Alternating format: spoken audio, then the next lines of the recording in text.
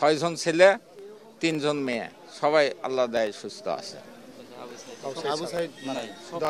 ছোট ছেলেটা মারা গেল, সেটা না, ওদের ছোট একটা মেয়ে আছে, ছেলের মধ্যে ওই ছোট।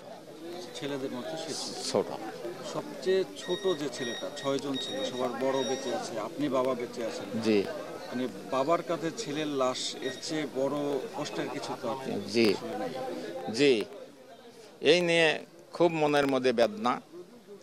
হলে আর কি করা যাবে, এখন শহীদ হয়ে গেছে, সকলেই বলতেছে যে শহীদ আপনার ছেলে, আপনি শহীদের বাবা। এটা নিয়ে একটা গর্ববোধ হয়। আচ্ছা, আপনি মুক্তিযুদ্ধ দেখেছেন?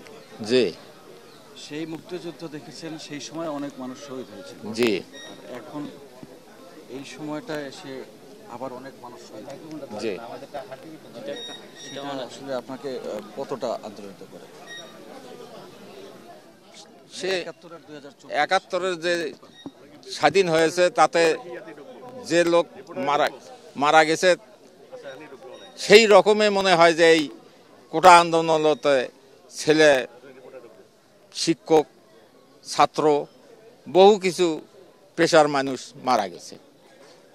এই বলি আমি সকলের কাছে, সরকারের কাছে দাবি জানাই যে সকলের যেন দৃষ্টান্তমূলক বিচার হয়। ঠিক আছে। দেশবাসীর কাছে কি আপনার কোনো চাওয়া আছে, বা এই তরুণ প্রজন্ম যারা আবু সাঈদের মতো রক্ত দিয়েছে?